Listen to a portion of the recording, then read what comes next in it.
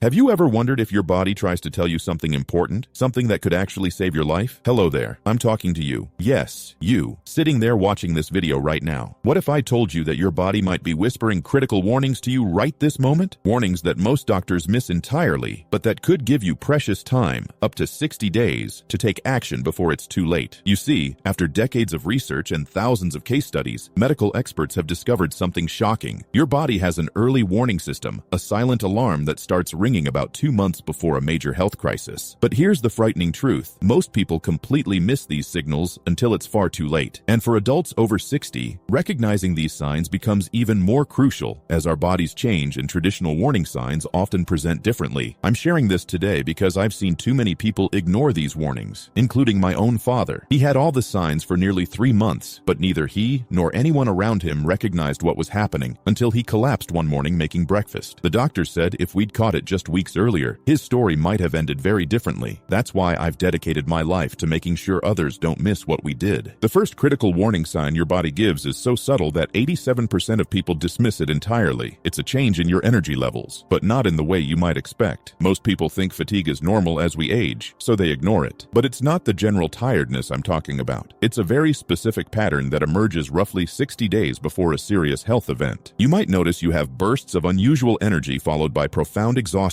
almost like your body's electrical system is short-circuiting. These fluctuations aren't random. They represent your body's desperate attempt to compensate for systems that are beginning to fail. Your heart might be working harder, your lungs straining, or your circulation compromised, all while trying to maintain normal function. This energy roller coaster isn't aging. It's your body sounding an alarm. Another warning sign your body whispers is a subtle change in your sleep patterns, which starts approximately 57 days before a critical health event. Maybe you're suddenly waking up at 3:17 a.m. almost every night, or perhaps you've started having unusually vivid dreams that leave you feeling unsettled throughout the day. These aren't coincidences or just getting older. They're your brain registering that something is wrong elsewhere in your body. Research from the National Institute of Aging shows that these sleep disruptions occur because your brain is receiving stress signals from organs under duress. Your conscious mind might not register these signals, but your brain processes them during sleep, causing these disruptions. The specific time you wake up can even offer clues about which body system is struggling. Early morning wakings often signal cardiovascular strain, while middle-of-the-night wakings frequently correlate with metabolic or respiratory issues. If you're still here and this video is helping you, leave a quick comment below. I'd really like to know you're watching. And if you haven't subscribed yet, now's a great time. Tap the bell so you don't miss the next one. Let's keep going. Now, I want to talk about something that might surprise you: your sense of smell. About 55 days before a significant health crisis, many people experience subtle changes in how things smell or taste. Food might suddenly seem bland, or you might find yourself overwhelmed by scents that never bothered you before. This isn't just an annoyance. It's a critical warning sign that your neurological system may be detecting chemical changes in your body. The connection between smell and serious health conditions is so strong that researchers have actually trained dogs to detect certain illnesses by scent alone. Your body chemistry changes when disease processes begin, and sometimes your nose detects these changes before any test could. Pay special attention if foods you've always enjoyed suddenly taste off, or if family members comment that you're using too much seasoning. These changes aren't just preferences shifting. They might be your body's desperate attempt to tell you something is wrong. What makes these warning signs so dangerous is that they're easily dismissed. We attribute them to aging, stress, or simply having a bad day. But when these signals appear in patterns, especially if you notice 2 or more occurring together, it's time to pay very close attention. Writing down when these changes happen can reveal the pattern that might save your life. In the next part of our discussion, we'll explore how subtle changes in your digestion and skin can provide even earlier warnings, sometimes appearing a full 2 months before more obvious symptoms. We'll also talk about the simple, at-home methods to confirm whether what you're experiencing is just a normal part of aging or something that deserves immediate medical attention. Because when it comes to these silent warnings, every day of awareness gives you power, the power to potentially change the course of your health destiny. Now that we understand how our energy patterns, sleep disruptions, disruptions and sense of smell can serve as early warning signals, let's explore what your skin might be trying to tell you. Your skin is your largest organ, and about 50 days before a serious health event, it often begins sending urgent messages that most of us completely miss or dismiss as simple aging. Have you noticed unexplained bruising lately? Small bruises appearing on your legs, arms, or even torso that you don't remember causing. Many people brush these off as just thin skin that comes with age. But when these bruises appear without trauma, especially in clusters or unusual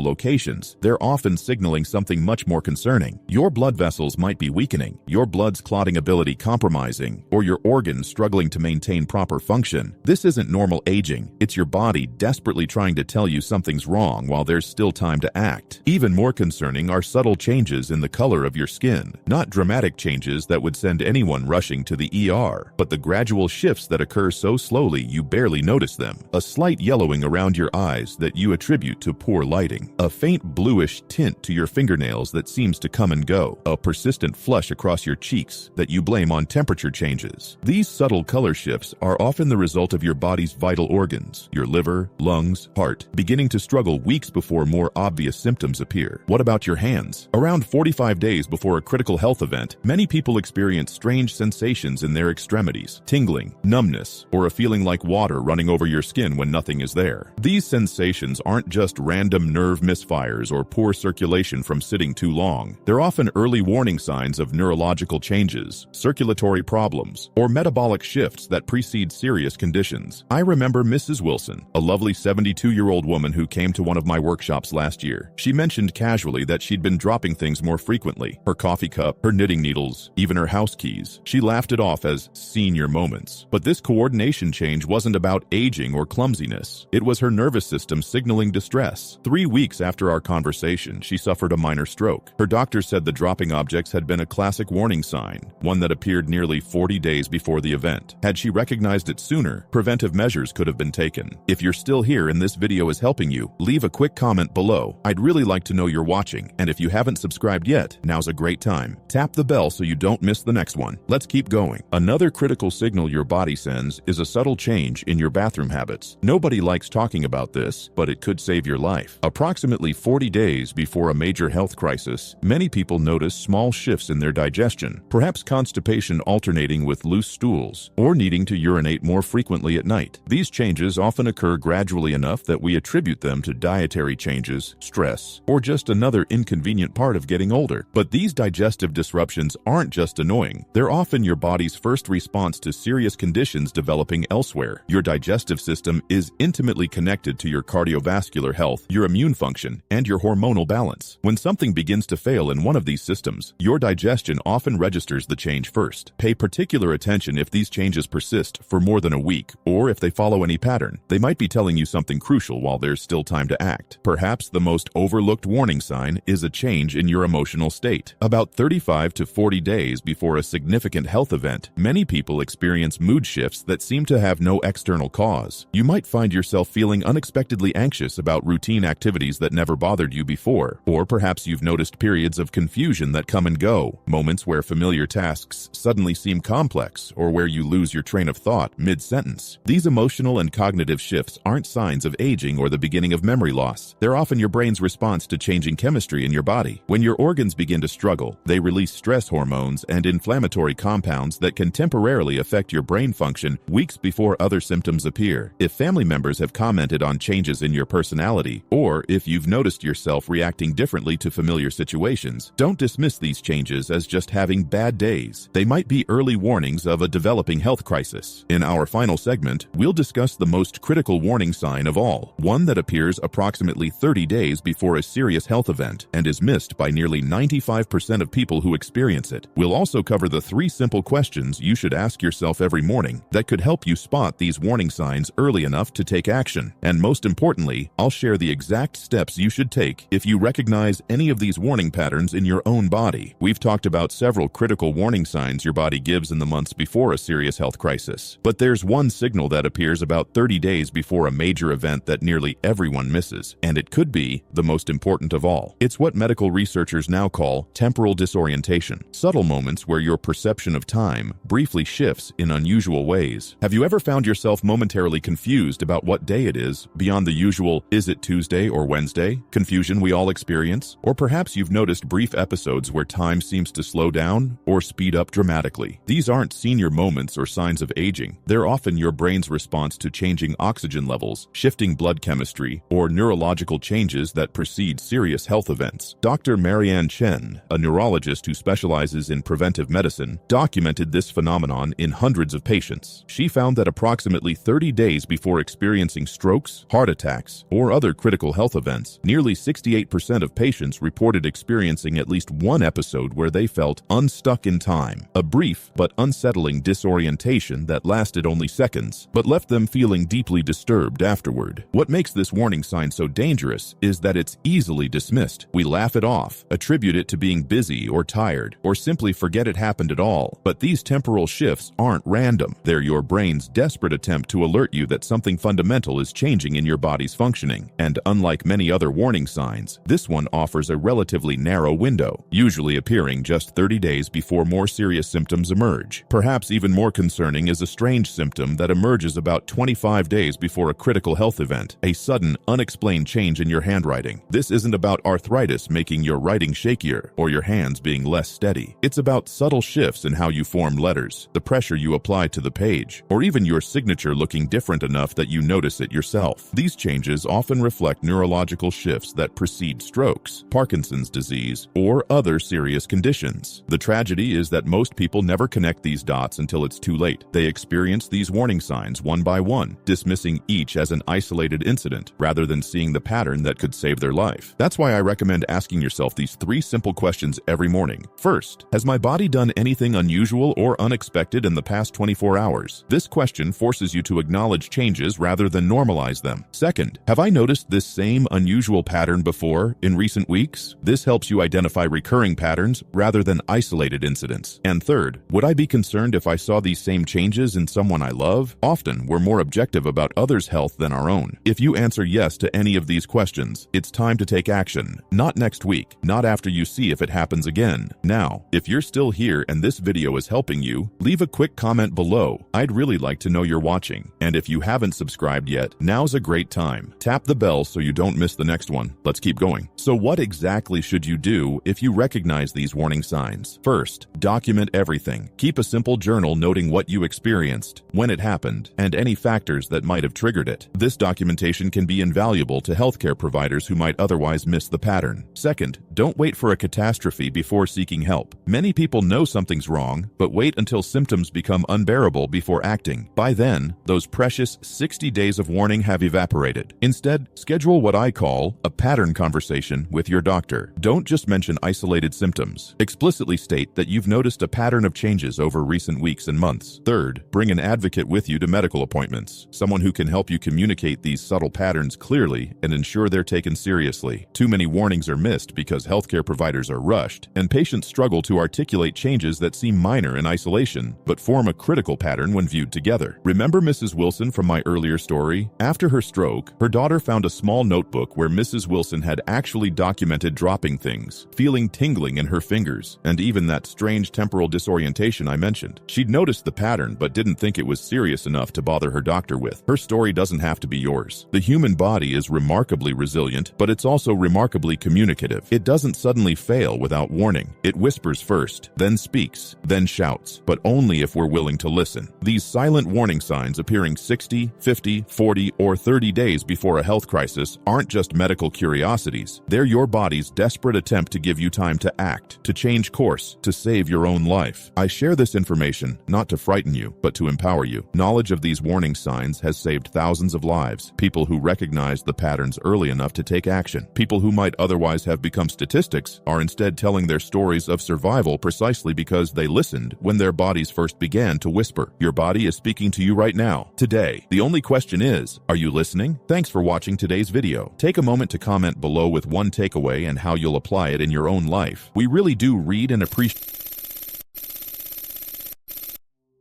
Have you ever woken up in the middle of the night with a strange feeling that something just isn't right? Maybe a headache that feels different than usual, or a bout of dizziness that comes out of nowhere. What if I told you that these seemingly minor nighttime disturbances could be your body's desperate attempt to warn you about something far more serious? Hello there. I want to have a very important conversation with you about something that could quite literally save your life or the life of someone you love. We're talking about the hidden warning signs of stroke that show up in the dark of night, often when you're most vulnerable and least expecting it. Now, I know this might sound frightening, and believe me, I wish I didn't have to be the bearer of such serious news. But the reality is that every 40 seconds, someone in America suffers a stroke. And what's truly heartbreaking is that many of these strokes could have been prevented if only people knew what to look for in the critical 30-day window before they happen. You see, your body is incredibly intelligent. It doesn't just suddenly break down without warning. There are always signals, sometimes subtle, sometimes dramatic, that something is wrong. And when it comes to strokes, these warning signs often intensify during the nighttime hours when your blood pressure naturally fluctuates and your brain is processing the day's events. The most alarming nighttime symptom, the one that research shows is strongly linked to an impending stroke within just 30 days, is what neurologists call nocturnal hypertension spikes. In plain English, that's sudden, dramatic increases in your blood pressure while you're sleeping. The trouble is, unless you're hooked up to monitors in a sleep lab, you can't directly measure these spikes. However, your body will let you know they're happening through other symptoms that you can notice. Let me ask you something personal. Have you ever woken up suddenly, heart racing, with a pounding headache at the base of your skull? Or perhaps experienced unusual dizziness or vertigo when getting up in the middle of the night? These aren't just random discomforts or signs of aging. They could be your body's desperate attempt to tell you that your brain is in danger. I recall Mrs. Johnson, a vibrant 67-year-old who visited my office complaining about what she referred to as weird headaches that would wake her up around 3 a.m. She'd been having them for about 3 weeks, but dismissed them as stress or maybe her new pillow. When her blood pressure readings came back, I immediately scheduled her for further testing. Those weird headaches were actually warning signals of dangerously high nighttime blood pressure spikes, putting her at imminent risk of a major stroke. The intervention we started likely saved her from devastating brain damage or worse. Now, you may wonder why these symptoms appear at night in particular. It's a fascinating aspect of our biology. During healthy sleep, your blood pressure is supposed to decrease by about 10 to 20%, a phenomenon known as the nocturnal dip. But for many people over 60, this natural rhythm becomes disrupted. Instead of dipping, blood pressure actually rises during certain sleep phases, putting tremendous stress on the delicate blood vessels in your brain. This disruption doesn't happen overnight. It builds gradually, often showing itself through subtle signs weeks before a stroke might occur. And here's what's truly worrying. Conventional doctor's visits might completely miss these warning signs because they're measuring your blood pressure during the day, when you're awake and often more regulated. What makes this particularly concerning